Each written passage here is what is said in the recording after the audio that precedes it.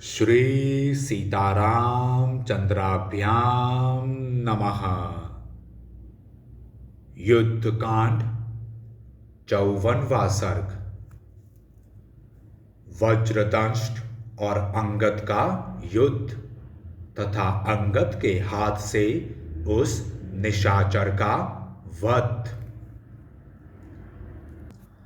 अंगद के पराक्रम से अपनी सेना का संहार होता देख महाबली राक्षस वज्रदंष्ट्र अत्यंत कुपित हो उठा। वह इंद्र के वज्र के समान तेजस्वी अपना भयंकर धनुष खींचकर वानरों की सेना पर बाणों की वर्षा करने लगा।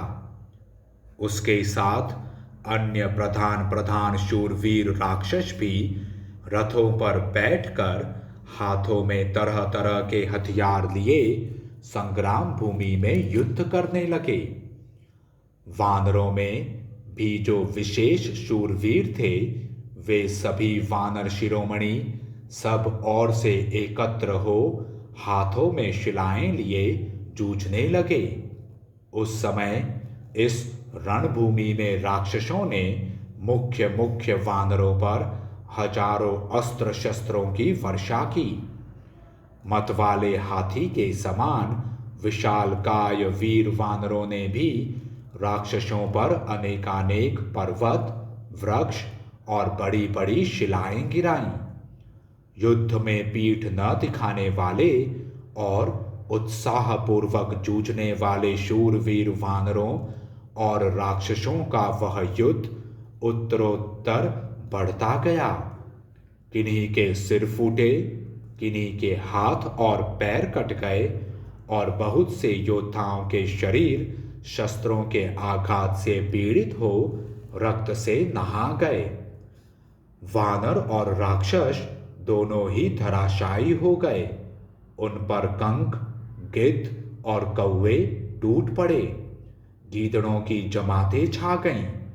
वहां जिनके मस्तक कट गए थे ऐसे धड़ सब और उछलने लगे, जो भीरू स्वभाव वाले सैनिकों को भयभीत करते थे। योद्धाओं की कटी हुई भुजाएं, हाथ, सिर तथा शरीर के मध्य भाग पृथ्वी पर पड़े हुए थे। वानर और राक्षस दोनों ही दलों के लोग वहां धराशायी हो रहे थे। तत्पश्चात कुछ ही देर में वानर सैनिकों के प्रहार से पीड़ित हो सारी निशाचर सेना वज्रदंष्ट्र के देखते देखते भाग चली। वानरों की मार से राक्षसों को भयभीत हुआ देख प्रतापी वज्रदंष्ट्र की आंखें क्रोध से लाल हो गईं। वह हाथ में धनुष ले वानर सेना को भयभीत करता हुआ उसके भीतर घुस गया और सीधे जाने वाले कंक पत्र युक्त बाणों द्वारा शत्रुओं को विदीर्ण करने लगा। अत्यंत क्रोध से भरा हुआ प्रतापी वज्रदंष्ट्र वहां एक एक प्रहार से 5, 7, 8 और 9 वानरों को घायल कर देता था। इस तरह उसने वानर सैनिकों को गहरी चोट पहुंचाई। बाणों से जिनके शरीर छिन्न भिन्न हो गए थे वे समस्त वानरगण भयभीत हो अंगद की ओर दौड़े, मानो प्रजापति की शरण में जा रही हो।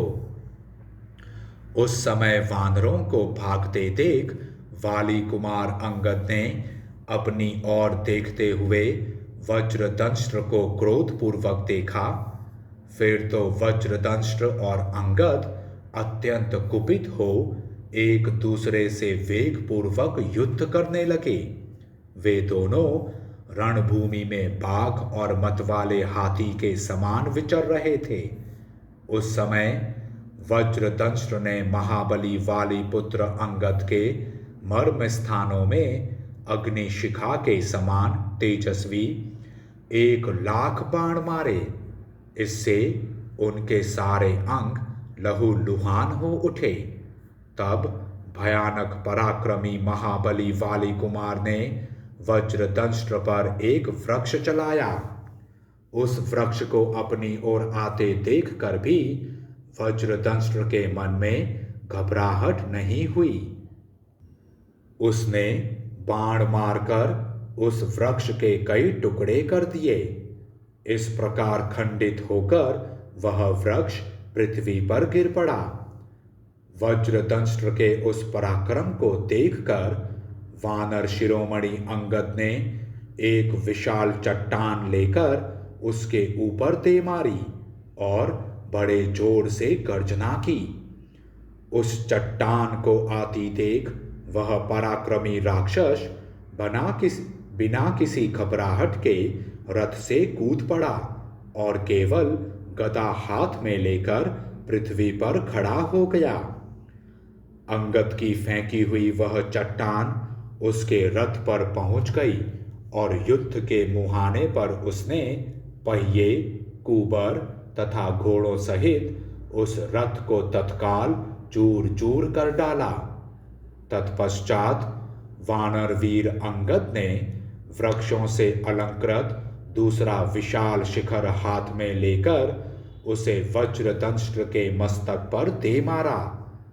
वज्रदंष्ट्र उसकी चोट से मूर्छित हो गया और रक्त वमन करने लगा। वह गदा को हृदय से लगाए 2 घड़ी तक अचेत पड़ा रहा। केवल उसकी सांस चलती रही।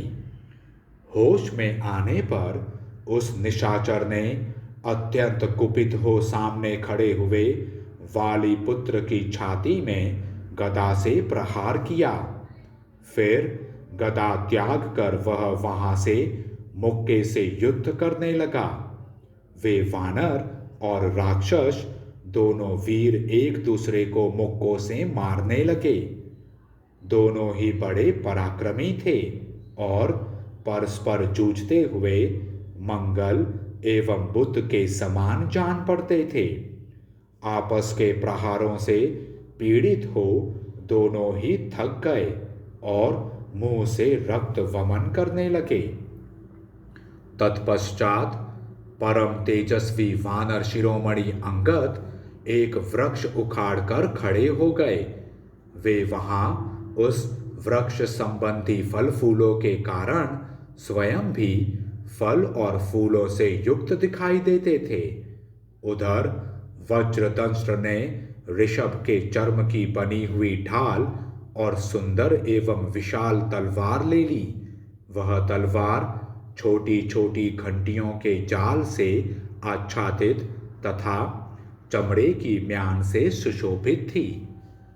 उस समय परस्पर विजय की इच्छा रखने वाले वे वानर और राक्षस वीर सुंदर एवं विचित्र पैंतरे बदलने तथा गरजते हुए एक दूसरे पर चोट करने लगे। दोनों के घावों से रक्त की धारा बहने लगी, जिससे वे खिले हुए पलाश वृक्षों के समान शोभा पाने लगे। लड़ते लड़ते थक जाने के कारण दोनों ही पृथ्वी पर घुटने टेक दिए। किंतु पलक मारते मारते कपि श्रेष्ठ अंगद उठकर खड़े हो गए।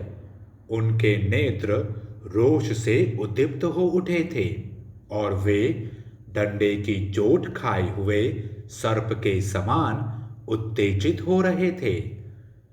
महाबली बाली कुमार ने अपनी निर्मल एवं तेज धार वाली चमकीली तलवार से वज्रदंष्ट्र का विशाल मस्तक काट डाला। खून से लथपथ शरीर वाले उस राक्षस का वह खड्ग से कटा हुआ सुंदर मस्तक, जिसके नेत्र उलट गए थे, धरती पर गिरकर 2 टुकड़ों में विभक्त हो गया। वज्रदंष्ट्र को मारा गया देख राक्षस भय से अचेत हो गए। वे वानरों की मार खाकर भय के मारे लंका में भाग गए।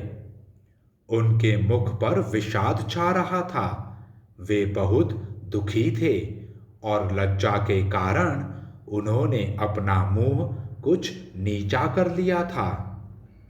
वज्रधारी इंद्र के समान प्रतापी महाबली वाली कुमार अंगद उस निशाचर वज्रदंष्ट्र को मारकर वानर सेना में सम्मानित हो देवताओं से घिरे हुए सहस्त्र नेत्रधारी इंद्र के समान बड़े हर्ष को प्राप्त हुए। इस प्रकार श्री वाल्मीकि निर्मित आर्ष रामायण आदि काव्य के युद्ध कांड में 54वां सर्ग पूरा हुआ। जय श्री राम।